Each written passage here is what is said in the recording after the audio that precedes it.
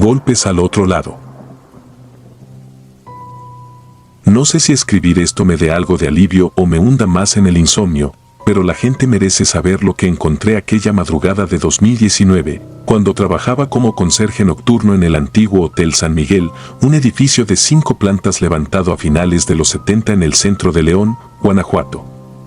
El sueldo era bajo, pero pagaba a tiempo, los pasillos olían a cloro y madera vieja, y las paredes, cuarteadas, conservaban un eco extraño que a veces confundía los ruidos.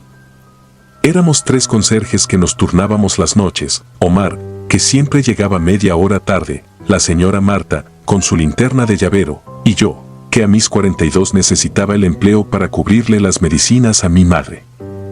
A la 1 de la mañana del 14 de septiembre, todavía recuerdo la fecha porque afuera el grito convocaba mariachis, subí al 5º piso para barrer y trapear. Solo quedaban 2 habitaciones ocupadas, la 505 y la 509, en lados opuestos del corredor. Mientras empujaba el carrito con el trapeador, escuchaba guapangos viejos en mis audífonos inalámbricos, intentando ignorar el olor a moho que se concentraba cerca del tragaluz. Alrededor de la 1:20 una vibración seca golpeó mi escoba. Quité los audífonos y oí los golpes, 3, luego 4 más, rítmicos, como si alguien estrellara la cabeza contra la pared desde la habitación contigua. Procedían de la 507. Miré la planilla de huéspedes que llevaba en la bolsa del uniforme. La 507 aparecía vacía y sellada desde hacía 2 semanas porque la pintura del techo se estaba desprendiendo. Pensé que solo sería una confusión de tuberías, pero los golpes regresaron, más fuertes. Bajé al lobby para confirmar con Manuel, el recepcionista, que nadie hubiera cambiado de cuarto. La 507 sigue vacía, me dijo sin apartar la vista de la pantalla. Volví al elevador con el manojo de llaves maestras colgando como campanas oxidadas. Cuando llegué al pasillo me crucé con la pareja de la 505. Él llevaba el torso desnudo, ella, todavía con máscara facial. Me pidieron, en inglés atropellado, que por favor resolviera el escándalo. Les prometí que lo haría. No quise explicarles que se suponía que allí no había nadie. Frente a la puerta sellada marqué el cerrojo. Una placa roja advertía no ingresar. Quité la cinta de seguridad, giré la llave y la puerta se dio con un chirrido que se tragó el pasillo. Encendí la luz. El cuarto olía a aguarrás, pero todo lucía correctamente tendido: colcha beige, almohadas infladas, baño aseado, cubrebotes vacío. Nada fuera de lugar salvo un armario antiguo que antes no estaba ahí. Un mueble oscuro, de roble, tan alto que casi tocaba el plafón. No tuve tiempo de acercarme, un golpe retumbó ahora detrás de la pared lateral, la que conectaba con la 509. Los cimientos vibraron y el espejo del tocador se estremeció. Cerré la puerta y llamé a la radio: Manuel, necesito al guardia. Tardó 15 minutos en llegar, un ex policía retirado llamado Gervasio, malhumorado, que vestía un chaleco antibalas raído. Ambos entramos de nuevo. El golpe se repitió, pero esta vez vino del interior del armario. Gervasio apoyó la mano sobre la culata de su pistola, me ordenó abrir mientras él cubría. Tomé el tirador de bronce y, con ambas manos, jalé las 2 hojas. Dentro, en penumbra, descansaba una maleta rígida, verde militar, del tamaño de un niño. Estaba tan abollada que parecía haber caído desde un puente. Gervasio la arrastró al suelo, noté que el manubrio estaba manchado de una sustancia oscura, casi seca, que aún olía a hierro crudo. Está pesada, gruñó. Desenredó el cierre. Al abrirla, la peste soltó un latigazo que me quemó la garganta. El interior reveló un cuerpo humano segmentado con una precisión clínica, solo brazos, piernas y cabeza, cada sección envuelta en plástico industrial, faltaba el torso. La mandíbula miraba hacia arriba, como si el difunto intentara hablar. Yo retrocedí hasta tropezar con la cama, y mis patas flaquearon. El guardia encendió la radio, pidiendo refuerzos y a la vez sujetando el vómito. Lo siguiente ocurrió tan rápido que apenas consigo reconstruirlo. Mientras Gervasio informaba, del armario salió un golpe final, seco pero pesado, como de una masa húmeda que se desploma. Cuando giramos, vimos el torso que faltaba, recién caído del hueco del ropero. No tenía signos de descomposición avanzada, parecía tibio, como si alguien lo hubiera puesto allí minutos antes. Al contacto con el piso alfombrado, la sangre reavivada se extendió en hilos que formaron un dibujo serpentínico. Sentí el latido de mi propio corazón retumbar en los oídos, mezcla de terror y de una náusea que me obligó a huir al baño contiguo. La policía llegó en menos de 10 minutos, selló el piso y evacuó a los pocos huéspedes, incluidos los de la 505. Declaré lo que vi mientras sostuve un vaso de agua que me temblaba en la mano. El comandante me pidió sentarme frente a las pantallas del circuito cerrado. Vimos la cinta completa de aquel día. A las 9 de la mañana, un hombre corpulento, con pasamontañas y chamarra azul, cruzó el vestíbulo arrastrando la misma maleta verde militar. Dirigió una mirada rápida a la recepción vacía. Manuel se había ausentado para limpiar la cafetera y entró al elevador. Lo siguiente fue espeluznante. La cámara del 5º piso mostró que el hombre avanzó hasta la 507, la abrió con una llave que traía en mano y, en apenas 180 segundos, dejó la maleta, instaló el armario, que ningún empleado había visto antes, acomodó algo dentro y salió sin volver la vista atrás. No regresó. Nadie coincidió con él al salir por la puerta central. Los peritos concluyeron que la maleta contenía hielo seco para retrasar la putrefacción y que el torso estaba recién separado.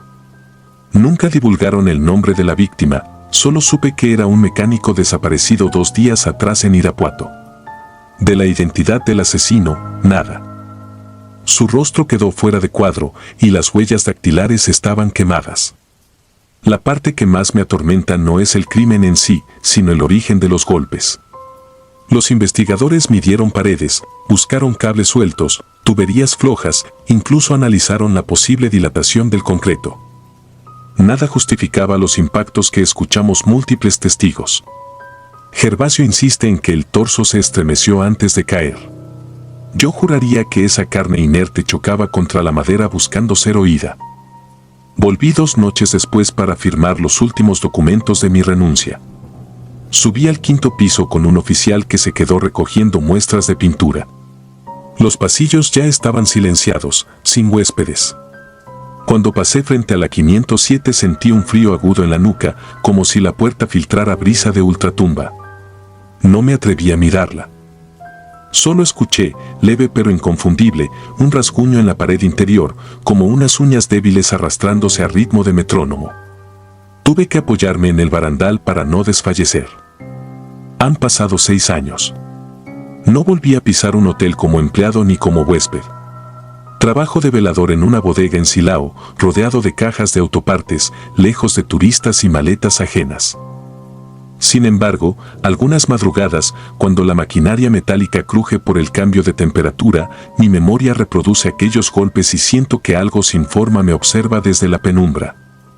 Dejo caer la escoba, cierro los ojos y ruego que las paredes no respondan, porque sé que si escucho un solo golpe, tendré que abrir la puerta, y esta vez no habrá armario que mantenga la oscuridad encerrada. No temo a los vivos, temo a aquello que lucha por ser hallado, a la voz muda de la carne que se resiste a quedar oculta. Hay lugares, habitaciones sin nombre, closets mal sellados, donde la muerte no descansa. Yo estuve dentro de uno. Y desde esa noche, los ruidos no cesan, solo cambian de pared. El contenedor. Nunca pensé que aquello que limpiaría mi conciencia terminaría ensuciando mi cordura. Me llamo Ramón, desde 2014 trabajo como conserje nocturno en el Hospital Regional San Agustín de Irapuato, Guanajuato. Tenía 38 años cuando ocurrió la noche que todavía me obliga a dormir con la luz encendida. En cada turno veía sangre seca pegada a los azulejos, agujas olvidadas en los pasillos y malos olores que el cloro apenas disimulaba. Aún así, me enorgullecía barrer la morgue con respeto, pedía permiso antes de mover un cadáver y, al terminar, les daba las gracias en silencio. Pensaba que ese ritual me blindaba contra cualquier miedo. Estaba equivocado. Aquel 12 de marzo de 2019 el hospital reventaba de pacientes por un choque carretero. Los médicos exigían camillas limpias y cubetas de agua fresca cada 5 minutos. Entre alarmas de monitores y gemidos en urgencias, mi jornada pasó volando. Cerca de la medianoche comencé la rutina más ingrata, sacar los botes negros llenos de residuos biológicos y llevarlos hasta los contenedores metálicos detrás de la cocina industrial, un terreno apartado donde solo un foco anémico parpadeaba. Llevaba 2 carretillas rebosantes, cada bolsa húmeda y pegajosa como si latiera. Mientras avanzaba por la rampa exterior, el viento frío me traspasaba el overol y me nublaba el aliento. Al llegar, dejé caer la primera carga y el eco retumbó en los muros de lámina. Entonces algo inesperado rasgó el silencio, un llanto de bebé. No era un quejido vago ni producto de mi imaginación, sonaba claro, vibraba con esa urgencia que eriza la piel de cualquier adulto. Miré a mi alrededor. Los ventanales de neonatología estaban a 50 metros y, aun con ellos cerrados, la dirección del sonido no coincidía. El llanto venía de los contenedores. El corazón me martilló el pecho. Pensé que tal vez una madre, abrumada, había abandonado a su hijo, no sería la primera tragedia que veía. Busqué mi linterna y apunté hacia las tapas oxidadas. Él las reveló cucarachas huyendo entre charcos aceitosos, pero nada más. Tragué saliva y empujé la tapa del primer contenedor, bolsas rotas, vendas ensangrentadas, restos de yeso quirúrgico. El llanto continuó, ahora entrecortado, como si el pequeño se quedara sin aire. Abrí el segundo, el tercero, nada. El sonido se deslizaba, burlón, cambiando de sitio cada vez que yo cambiaba de ángulo, como si el aire mismo lo transportara para confundirme. Mi mente buscó una explicación lógica, recordé que algunos teléfonos nuevos traen tonos de bebé para atraer la atención. Tal vez era una mala broma. Pero el hospital prohíbe traer celulares al área sucia y, además, aquel llanto tenía algo orgánico, tembloroso, que ningún altavoz podría imitar. Entretanto, la linterna empezó a parpadear. Tomé aire, abrí el último contenedor y levanté la bolsa más voluminosa. Una gota roja resbaló por la lona y cayó sobre mi bota. El llanto cesó. En su lugar escuché un suspiro, tan ligero que pensé haberlo imaginado. No soporté más la incertidumbre. Dejé la linterna dentro para tener ambas manos libres y me incliné hasta la cintura, removiendo capas de basura médica. Sentí agujas romper sus envoltorios y rasgar mis guantes. De pronto, mis dedos tocaron algo frío y blando, envuelto en tela. Tiré con cuidado. Salió un osito de peluche, empapado de un líquido oscuro. Sus botones negros me devolvían la mirada, complicidad muda en aquel horror. Estaba entero, pero le faltaba una pata, como si alguien la hubiera arrancado a mordidas. Una náusea feroz me obligó a apartar la cara. Al hacerlo, la linterna murió por completo, sumiendo todo en penumbra. Solo la bombilla agónica del techo seguía parpadeando. Y fue en ese intermitente destello donde vi algo que heló mi sangre, una sombra baja, como de un niño gateando, se escabulló detrás del contenedor y se perdió entre los tanques vacíos de oxígeno. No emitía sonido, pero su silueta era inconfundible. Corrí al área de urgencias en busca de ayuda. El pasillo parecía más largo que nunca y cada reflejo en los cristales me devolvía la imagen de mi rostro sudado y aterrorizado. Encontré al camillero Saldaña, un hombre escéptico que se burlaba de las historias de aparecidos.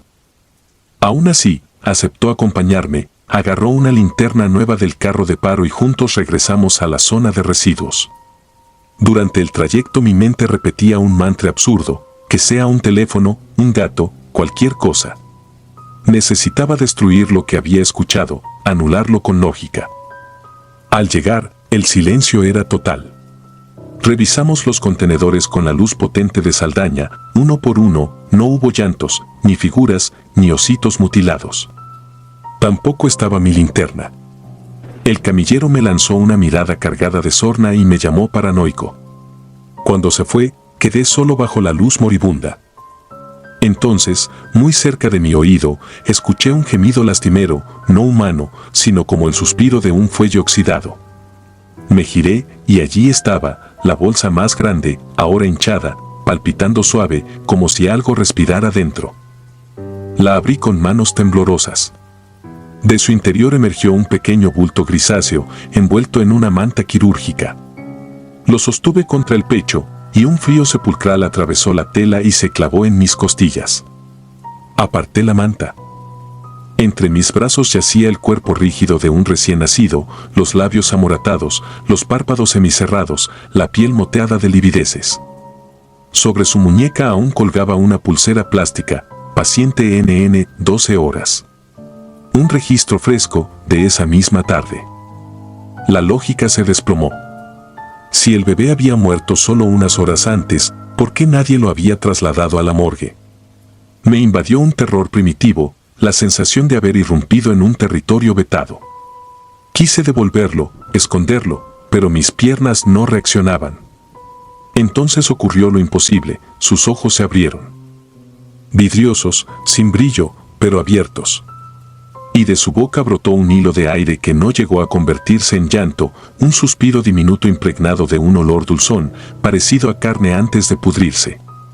Sus dedos se crisparon, uno de ellos rozó mi chaleco y me dejó una mancha oscura. Grité, por primera vez en años de trabajo. No recuerdo cómo llegué hasta la sala de neonatología con el cuerpo pegado a mí. Las enfermeras me arrancaron al bebé y la jefa de turno me ordenó sentarme. Escuché sus radios crepitar, órdenes de localizar a la madre y verificar protocolos. Alguien murmuró que la madre había firmado alta voluntaria y desaparecido. Nadie sabía por qué el bebé seguía en el sistema como vivo hasta las 23:40, hora en la que, supuestamente, había dejado de respirar. Miré el reloj, eran las 05. El intervalo exacto en que escuché el llanto. Esa misma madrugada, dirección instruyó a seguridad para revisar las cámaras del callejón. Solo encontraron mi figura cargando bolsas, girando la cabeza al vacío y arrojando cosas de forma frenética, como peleando con sombras. No apareció la silueta gateante, ni el osito, ni el instante en que levanté el cadáver. En el video, yo simplemente extiendo los brazos al aire, acuno algo invisible y huyo despavorido. Me calificaron de exhausto, me dieron 3 días sin goce de sueldo y me enviaron a exámenes psicológicos. El informe final concluyó episodio de estrés agudo. Regresé al trabajo una semana después. Desde entonces, cada noche, al recoger los botes de sangre coagulada, siento que algo me observa desde el callejón.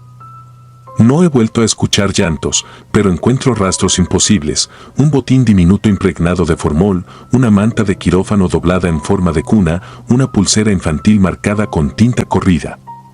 Las guardo en un cajón, recordatorios de que lo visto no fue un desvarío. A veces me levanto sobresaltado por un suspiro que se disuelve antes de que alcance la puerta.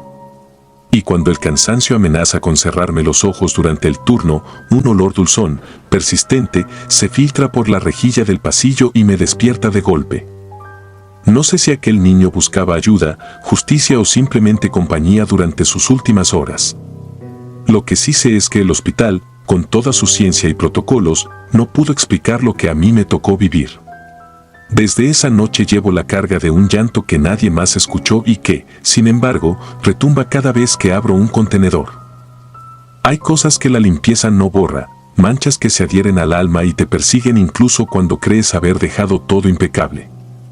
Cuando salgo al amanecer y el sol ilumina la fachada blanca del San Agustín, parece un lugar inofensivo.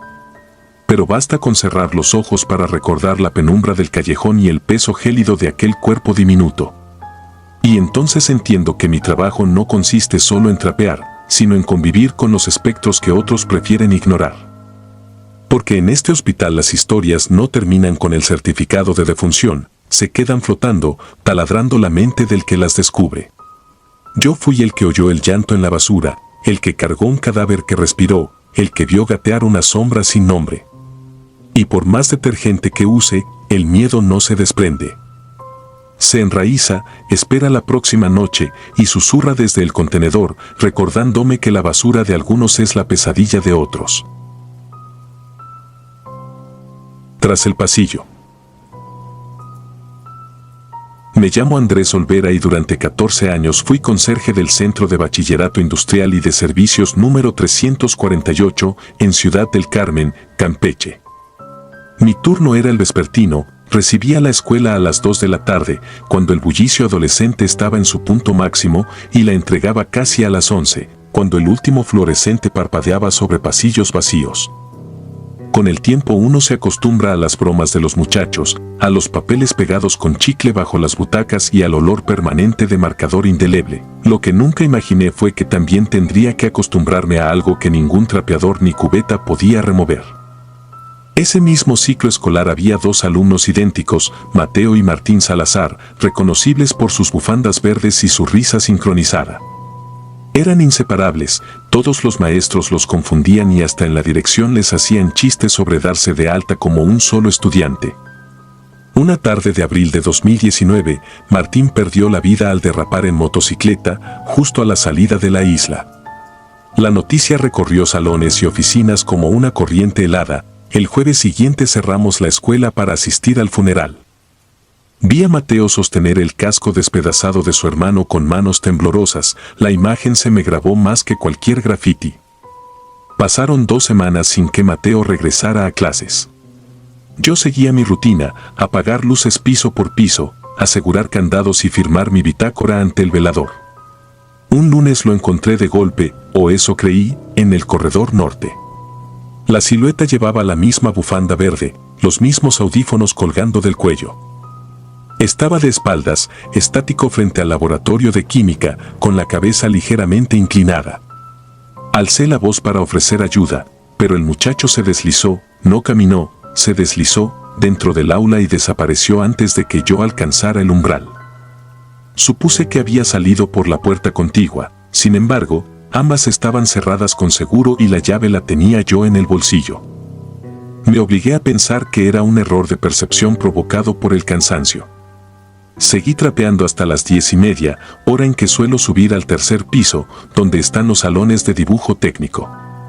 Apenas di los primeros pasos, escuché un carraspeo infantil, como si alguien se aclarara la garganta detrás de mí. Volteé y aquello que parecía Mateo estaba al final de la escalera, con la bufanda colgándole de un lado, ladeado, como si su cuello cargara un peso invisible. No había expresión en su rostro, solo unos ojos vidriosos fijos en mí. Se giró y descendió hacia la planta baja, pero sus pies no hacían ruido sobre los escalones metálicos. Corrí tras él hasta el pasillo central, donde la humedad salina hace eco de cada pisada. Todo estaba oscuro salvo la franja de luz que escapaba de la biblioteca, a la que aún no le había cortado la electricidad. La figura se plantó frente a la puerta cerrada y alzó la mano, no para abrirla, sino para señalarme. Sentí un cosquilleo en la nuca. El aire se volvió espeso, cargado de un olor a gasolina vieja. La biblioteca entró en penumbra cuando el interruptor saltó solo. De pronto, la alarma contra incendios se activó sin causa aparente, un chillido agudo que me perforó los tímpanos. Tardé varios minutos en desactivar el sistema y persuadir al velador de que no se trataba de una broma estudiantil. Cuando regresé al pasillo, no había rastro de bufandas verdes ni de ojos vidriosos, solo mi carrito de limpieza volcado y los libros que alguna mano invisible había arrojado contra la puerta de la biblioteca. Esa noche regresé a casa con la quijada apretada y un dolor en la sien que no se me quitó ni con 3 aspirinas. El martes, a las 8, me presenté antes que nadie para revisar cámaras. El director me cedió su oficina y avanzamos juntos la grabación. Vimos mi sombra recorrer los pasillos, vimos cómo las lámparas titilaban, pero nunca apareció ningún estudiante. Ni Mateo ni nadie. Cuando el video mostró la biblioteca cerrarse sola, el director tragó saliva y me pidió que detuviera el archivo. No dijo nada más, me devolvió la llave y abandonó la sala con el rostro lívido. Esa misma tarde, mientras vaciaba botes de basura en el patio trasero, encontré dentro de uno un casco de motocicleta. Era idéntico al que vi en el funeral, con la visera partida en 2. Las iniciales MS estaban grabadas en el interior. Corrí hasta la oficina para enseñárselo al director. Cuando regresamos, el bote estaba limpio y el casco había desaparecido. En su lugar quedó un charco de agua turbia que formaba un camino hasta el drenaje. El director me miró como si yo hubiera perdido la cordura y me indicó tomar el resto del día libre. Me juré no volver a sentir miedo en aquel edificio, pero la escuela tiene memoria, o algo más quiere que la recordemos. El viernes, mientras fregaba los mosaicos del baño de varones, las luces parpadearon de nuevo. El espejo comenzó a empañarse, aunque los ventiladores estaban encendidos. Sobre el vidrio se delineó una frase con trazo infantil: «Anda conmigo». Retrocedí y choqué contra la puerta del cubículo. Al abrirla, hallé en el piso la bufanda verde empapada, como recién sacada de un río aceitoso. No sé cuántos minutos estuve paralizado. Cuando recuperé el control de mis piernas, corrí al exterior y busqué al velador. Jamás lo encontré. Su caseta estaba vacía, la radio prendida en estática. Me refugié en la explanada, bajo la única lámpara que no había fallado. Entonces vi a la figura avanzar por el techo del gimnasio. Caminaba torcido, con el casco colgando de un brazo y la bufanda ondeando como bandera rota. No escuché pasos, solo el gemido del metal retorciéndose a su paso. Alzó el casco con ambas manos, como quien ofrece algo sagrado, y lo estrelló contra el domo de lámina. El estruendo retumbó en todo el plantel y la lámpara sobre mí se apagó. No sé qué ocurrió después. Desperté en la enfermería de la escuela, con un dolor punzante en la nuca y el uniforme manchado de óxido. El director, pálido, me informó que el velador me encontró inconsciente y que había trozos de lámina arrancados del techo, como si un tornado hubiera pasado. Nadie más había ingresado al plantel. Presenté mi renuncia esa misma mañana. Dije que mis huesos ya no soportaban las jornadas nocturnas, que era hora de descansar. No conté nada sobre bufandas ni espejos. Han pasado 4 años desde mi última noche en el CRIS 348, pero cierro los ojos y sigo viendo ese casco reventarse contra el metal, sigo oliendo gasolina y sal. A veces, cerca de la medianoche, el teléfono fijo de mi cocina suena una sola vez. Al descolgar, el auricular guarda un silencio denso que huele a pasillo mojado. Yo no respondo, solo cuelgo y me siento a esperar el amanecer, porque aprendí que hay ecos que no entienden de jubilaciones ni de fronteras. Siguen tu escoba, tu llanto y tu sombra, y se quedan contigo hasta que el último foco parpadea y muere. Turno final. Me llamo Rodolfo Reyes y, durante 14 años, fui el encargado nocturno de limpieza en la funeraria San Gabriel, un edificio antiguo en la periferia de Guadalajara. Entraba a las 9 de la noche, cuando los velorios terminaban y la última carroza se alejaba, y me marchaba cerca del amanecer, dejando todo listo para los nuevos difuntos que la ciudad siempre se encargaba de suministrar. El sueldo era escaso, pero la paz de los pasillos en penumbra me resultaba preferible al bullicio de cualquier fábrica. O al menos eso creía antes de la madrugada que selló mi insomnio para siempre. Aquel jueves de mayo de 1998, terminaba de pulir el mármol del vestíbulo cuando escuché el tintineo del portón principal. Creí que el cerrajero lo había dejado mal asegurado, así que me acerqué con la escoba aún en la mano. Para mi sorpresa, cruzaron el umbral 2 mujeres y un niño de unos 7 años. Las 3 figuras caminaban despacio, como si la atmósfera pesada de la funeraria les restara aire. Ninguna llevaba flores ni papeleo, parecían turistas extraviados en un museo lúgubre. La mayor, de cabello canoso anudado con un pañuelo, arqueó la cabeza en mi dirección. Sus ojos lucían irritados, pero secos, un duelo ya gastado. La acompañante, quizás su hija, sostenía un abrigo negro sobre los hombros y miraba al suelo. El niño, en cambio, jugueteaba con un carrito de plástico que empujaba por las vetas del mármol como si fueran carreteras. Les pregunté si podía ayudarlos. La voz salió más ronca de lo habitual, rota por el eco. No obtuve respuesta. La anciana avanzó por el pasillo principal llevándose con ella a los otros 2. Me extrañó que supieran orientarse sin indicaciones, pues al fondo, tras una vidriera esmerilada, comenzaba el corredor de transición que llevaba a las capillas privadas. Apenas regresé la vista al cubo y a la franela, descubrí que el niño se había detenido junto a mi carro de limpieza. Sobre el uniforme gris se reflejaba la tenue iluminación de los faroles de pasillo. Él sonreía, moviendo el cochecito con suavidad entre los trapeadores. Cuando parpadeé, ya no estaba. En vez de correr tras él, decidí continuar con mi rutina. Me aguardaban 2 plantas y un sótano, y no podía darme el lujo de fantasear con intrusos. Sin embargo, advertí algo que terminó de destrozar mi aparente calma. las luces del corredor de capillas se habían encendido por sí solas. San Gabriel usaba interruptores rotatorios, nadie las prendía sin girarlos. Al llegar, la puerta de la capilla 3 se hallaba entornada. Dentro se respiraba el olor fresco del cloroformo que usábamos para desinfectar. No había féretro, ni sillas, ni cirios, aquella sala debía permanecer cerrada hasta el fin de semana. Pese a ello, sobre la mesa que solía recibir las coronas descansaba un cuaderno infantil abierto en la mitad. Sus hojas mostraban dibujos de carreteras y automóviles hechos con crayón verde. En una esquina, la firma, Benjamín. Sentí un temblor en la nuca. El nombre no figuraba en los registros de la semana, ninguno de los cadáveres embalsamados ese mes era un niño. Pensé en algún error de agenda, tal vez un traslado improvisado, pero al acercarme para cerrar el cuaderno escuché claramente el chirrido de llantas. Provenía del fondo del mismo corredor, justo donde estaba la sala de preparación de cuerpos. No quise comprobarlo. Bajé directo al cuarto de intendencia, metí la cabeza bajo el grifo y me eché agua helada. El reflejo en el espejo metálico reveló mis ojeras y las canas recientes que el trabajo me había obsequiado. Quise convencerme de que las 3 visitas eran personas vivas buscando información y que la ansiedad me hacía oír juguetes inexistentes. Pero la lógica se hizo añicos al ver, sobre la mesa, el cuaderno infantil que sin recordar había traído conmigo. Se abrió la puerta y entró mi compañera de turno, Estela, una mujer de voz gruesa y sentido del humor ácido. Iba llegando para relevarme un par de horas antes de lo habitual.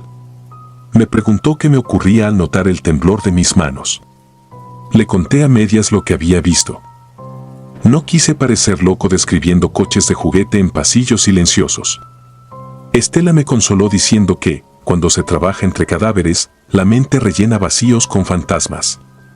Luego sacó del bolso una boleta de defunción recién enviada por la central, Celestino Olmos, 67 años. Llegaría aquella misma madrugada desde el hospital civil. Celestino. El nombre me golpeó. Mi abuelo se llamaba así, pero no era aquello lo que me dejó sin aliento. Recordé de pronto que, al cruzar la puerta, la anciana había pronunciado una sola palabra apenas perceptible, como un susurro dirigido al vacío: Celestino. Pensé que quizá el difunto iba acompañando a su propia familia antes de llegar. La mente se me llenó de conjeturas imposibles. Ordené equipos, firmé el registro de salida y me marché. Afuera, la ciudad estaba muda. No dormí. Cada vez que cerraba los ojos veía al niño empujar su cochecito sobre la loseta mortecina. Regresé al anochecer siguiente. En la entrada perfumada de gladiolos, un grupo vestía de negro. Al fondo, en capilla 5, reposaba un ataúd rodeado de fotografías y un marco con la imagen de un hombre sonriente, bigote tupido y sombrero de fieltro. Reconocí al instante el pañuelo que colgaba de su bolsillo, idéntico al que llevaba la anciana que había visto. Leí la placa dorada a sus pies. Celestino Olmos Ochoa, 1931 a 1998. Sentí un vértigo punzante. Busqué entre los dolientes. Vi a la anciana sentada junto a la hija, hundida en la tristeza que la víspera se insinuaba detrás de sus ojos secos. Pero no vi al niño. Pregunté a un compañero florista, quien me dijo que el difunto no tenía nietos, su hija era soltera y sin hijos. Tragué saliva. Si el chico no existía oficialmente, ¿a quién había visto corretear por los pasillos? Mi sobresalto aumentó cuando advertí, en el regazo de la anciana, un cuaderno infantil con crayones asomados por el lomo. El florista notó mi fijación y me confesó que la mujer lo traía consigo desde el hospital. Era, explicó, el diario de su hermanito, muerto en un accidente de auto cuando ella era niña. Benjamín Olmos, el mismo nombre que adornaba la portada del cuaderno descubierto la noche anterior. La explicación se me antojó tan absurda como terrorífica. Entendí que aquella familia asistía a 2 entierros que el mundo solo reconocía como uno, el abuelo muerto en cuerpo y el hermano muerto hace décadas sin tumba que lo contuviera. El velorio era la primera y única reunión entre ambos. Me alejé para respirar. Sin querer, mis pasos me llevaron hasta la capilla 3, la misma que hallé abierta la víspera. Ahora permanecía cerrada con llave. A través de la rendija de la puerta noté un destello, el cochecito de juguete apoyado sobre el reclinatorio, como si aguardara a su dueño. Me invadió una tristeza honda. No sé cuánto estuve ahí antes de oír sonar la campana que anunciaba el pase final frente al ataúd. Todos los empleados debíamos formar un corredor de respeto. Me situé en la fila, cabeza gacha. Los familiares avanzaron sosteniéndose entre sí.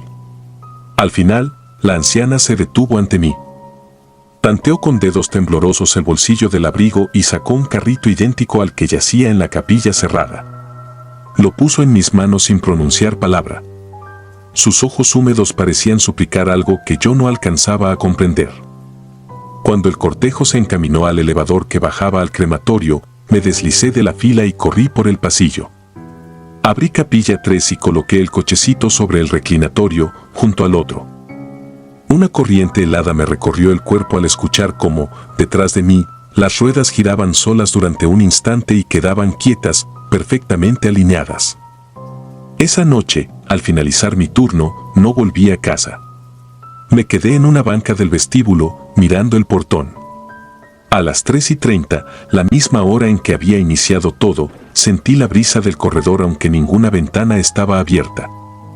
Entonces los vi, el anciano y el niño caminando uno junto al otro, esta vez sin lágrimas ni juguetes, rumbo a la puerta principal. El viejo levantó la mano en un gesto lento. El niño lo imitó. Los dos atravesaron la madera como neblina y desaparecieron en la calle desierta. Desde entonces sigo trabajando en San Gabriel, necesito el sustento. Pero cada vez que brilla una luz donde no debería, detengo la escoba y escucho.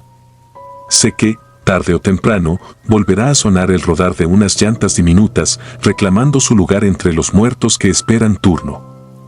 Y aunque procure mantener la mente abierta, hay noches en las que esa misma apertura me impide dormir, porque he comprobado que ciertos pasillos no pertenecen ni a los vivos ni a los muertos, sino a quienes se quedan sin velorio propio, aguardando a que alguien, un simple conserje, les abra la puerta de salida. Si disfrutas de los relatos, te invitamos a apoyarnos con un like y un comentario, ya que eso nos ayuda muchísimo.